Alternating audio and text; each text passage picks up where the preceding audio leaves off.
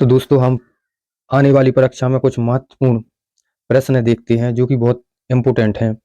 भारतीय संगीत का जनक कहते हैं, इसका उत्तर होगा सामवेद। तंत्र मंत्र वाला वेद किसे कहते हैं? इसका उत्तर होगा अथर्ववेद। सबसे प्राचीन पुराण किसे कहते हैं?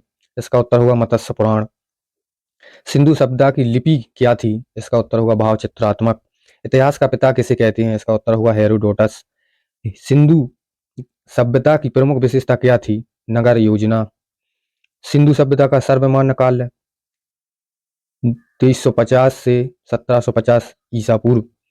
हड़प्पा के उत्खननकर्ता कौन थे? इसका उत्तर होगा दयाराम साहनी 1921।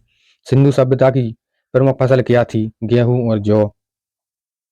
सत्यमेव जयते लिया गया है, इसका उत्तर होगा मुंडकोपनिषद से। योग दर्शन की प्रवर्तक कौन है? इसका उत्तर होगा पतंजलि। सांख्य दर्शन के प्रवर्तक कौन है? इसका उत्तर होगा कपिल। न्याय दर्शन के प्रवर्तक कौन है? इसका उत्तर होगा गौतम। संविधान सभा का गठन किया गया, इसका उत्तर होगा कैबिनेट मिशन के तहत। संविधान सभा का गठन कब हुआ? इसका उत्तर होगा 1946।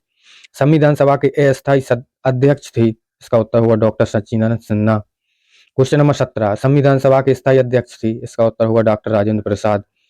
संविधान सभा के संवैधानिक सलाहकार थे, इसका उत्तर होगा BN राव। संविधान सभा में उद्देश्य प्रस्ताव पेश किया, इसका उत्तर होगा 9 दिसंबर 1946। उद्देश्य प्रस्ताव किसने पेश किया था? इसका उत्तर होगा जवाहरलाल नेहरू। उद्देश्य प्रस्ताव को कब पारित किया गया था? 22 दिसंबर 1946।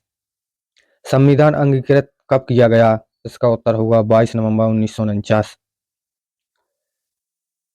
क्वेश्चन नंबर 23, राज्य पुनर्गठन अधिनियम कब पारित हुआ? इसका उत्तर होगा 1956।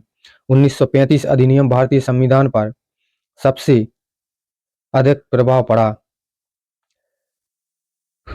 दिल्ली को राष्ट्रीय राजधानी का दर्जा मिला, 69वें संविधान संशोधन। भारत के संविधान का पितामह कहा जाता है भीमराव अम्बेडकर। सर्वप्रथम राष्ट्रगान कब गाया गया था? इसका उत्तर होगा 27 दिसंबर 1911। संविधान में हमारे देश का नाम क्या है? भारत या इंडिया। गंगा नदी को बांग्लादेश में कहा जाता है पद्मा। जमुना ब्रह्मपुत्र नदी को बांग्लादेश में कहा जाता है।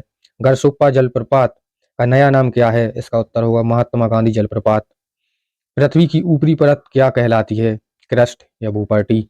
रबी की फसलें हैं गेहूं, जौ, चना, मटर, सरसों। खरीफ की फसलें हैं धान, ज्वार, तिलहन, मक्का, बाजरा। 34, नकदी फसलें आलू, मूंगफली, गन्ना, प्याज। भारत का सबसे बड़ा बंदरगाह है विशाखापत्तनम।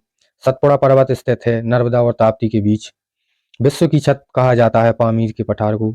चंद्रमा पर धूल के मैदान को कहते हैं शांति सागर। भारत का पेरिस के नाम से जाना जाता है जयपुर। काली मिट्टी को कहा जाता है रेगुर मिट्टी। अंध महाद्वीप किसे कहा जाता है? अफ्रीका। झीलों का देश किसे कहा जाता है? फिनलैंड। विटामिन बी की कमी से कौन सा रोग होता है? बेरी रोग। धूप में हमें कौन सा विटामिन मिलता है? Vitamin D. भारत ने पहली बार क्रिकेट विश्व कप कब जीता? 1983। हॉकी का जादूगर किसे कहा जाता है? इसका उत्तर होगा मेजर ध्यानचंद।